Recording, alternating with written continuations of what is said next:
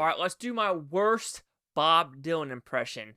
Because it feels like with him, you gotta put your tongue in the middle of your mouth and kind of have like a like, a complete unknown is where I go across the river into the riverbed, and I find out that he needs to be saved because of the water. It's like that weird raspy voice. I don't know. I probably sucked at it. I mean, Timothée Chalamet did have 5 years to perfect it, though.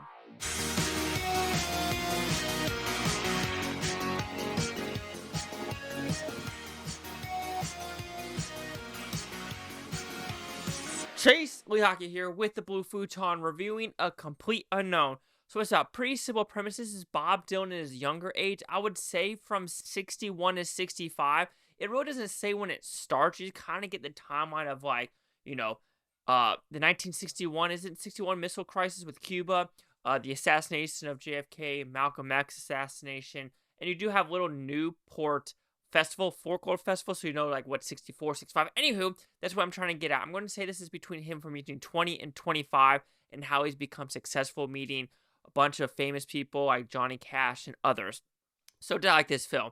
As a person who's not the biggest Bob Dylan fan, just because I listen to his music, it doesn't really resonate with me. Even the folk side, or even if you want to quote unquote call it the Beatles side, I still enjoyed this film through and throughout. People might call this a basic biopic, but like I said, sometimes biopics don't need to be all flashy and gung-ho. This one was to the point, wanted to tell the story, and was hoorah about it. I was interested that it was rated R for language. I was thinking, oh, where are they going? The language in this movie, though, very minimal. It seems like it's also at the very end of the third act. So I was like, interesting that they wanted to make it R, but I felt like this could have been very much a PG-13 story. So positive. Timothée Chalamet, fantastic job. All the actors, Eli Fanning, Monica Barbaro. I'm saying her name 100% wrong, so I apologize for that. But the person playing Johnny Cash, Jeff Fogel, if I'm saying his name correctly too. Anyway, I suck at the no, Josh Gad. So I think it is Jeff Fogel. If not, I suck at life. No, I'm sorry about that. James Mangold does a good job as well. With James Mangold, I feel like if he has these biopic movies like this, Walk the Line, then you also have Ford v Ferrari, he's in his wheelhouse. He knows what he's doing. Because when it came to, Logan as well as Wolverine, even though Wolverine's good, as well as the other one that just came out, Indiana Jones, I like those movies less, actually. It's kind of like J.A. Barea when he did The Impossible, when he did Side of the Snow. Fan-freaking-tastic. That human element of his story is fantastic.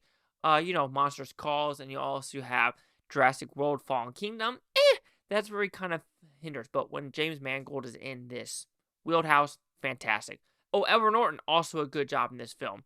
The look felt like 60s in New York through and throughout. Can't be mouthed aesthetic. And that's, like I said, very interesting when you'll get this in Indiana Jones.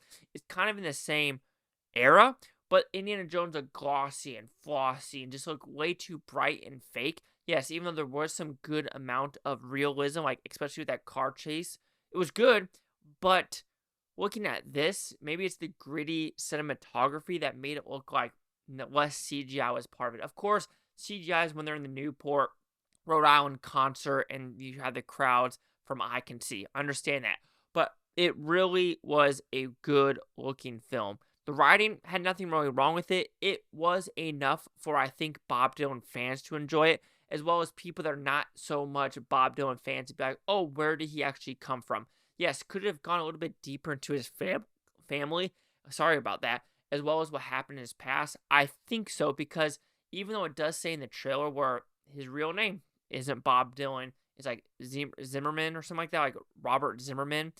So you're thinking, oh, what does he try to shield from his past? And they really don't explain it. And you're like, oh, that would be a little bit more, to dive into. However, it seems like Bob Dylan or Robert Zimmerman as a person is very secluded and doesn't really like to talk about himself, which is very interesting where people like this who, like doing what they're doing but hate the fame but still do it anyway. It's like that catch-22. It's like they want to show their talent and their political message, but when it comes to, I don't know, I want to say like being with the system, they're totally against it. But I feel like it's better than Rage Against the Machine, which they're now for the machine. I think Bob Dylan's probably still true to his soul, so I'll give him props for that. Overall, though, like I said, there's not more to talk about this film, in my opinion, that If you're a Bob Dylan fan, you're going to like it. If you're not a Bob Dylan fan, I still think you're going to like it because of the look, the sound, just how it's shot, the cinematography, and the actual aesthetics of the movie keep you entertained for the whole 2 hours and 22 minutes. And I do wish there was a little bit more like Johnny Cash, but hey, I mean, maybe because I like Johnny Cash full-heartedly, and the humor of him really brought life to this movie overall. But yes, Oscar-wise, it's very interesting now when it comes to this or A Real Pain getting in. I don't know. I still think Edward Norton and Timothée Chalamet are a lock. The girl actresses, I could see them, and I kind of want them to, but I doubt it's going to happen.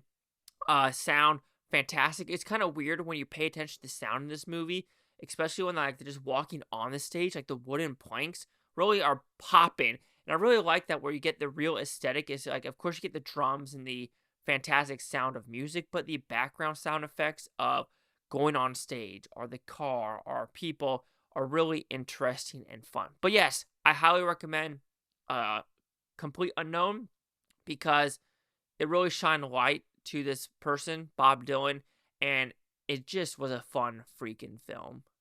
So A Complete Unknown will receive a 4.5 out of 5 Futons, which equals at 90%. So let's see the critics' news scores gave this one.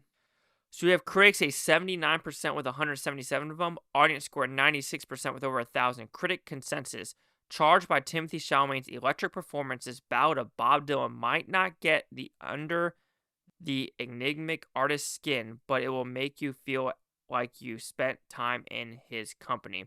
Sorry about that, but yes, agree. Chase out here with the Blue Futon. Like, comment, subscribe. Let me know all things Bhutontopia. You Blue Futonians, thank you for watching. Have a great day. Watch this. Stay tomorrow, a week from now, a month, or a year from now, every single freaking one of you. And are you a Bob Dylan fan? Let me know down below.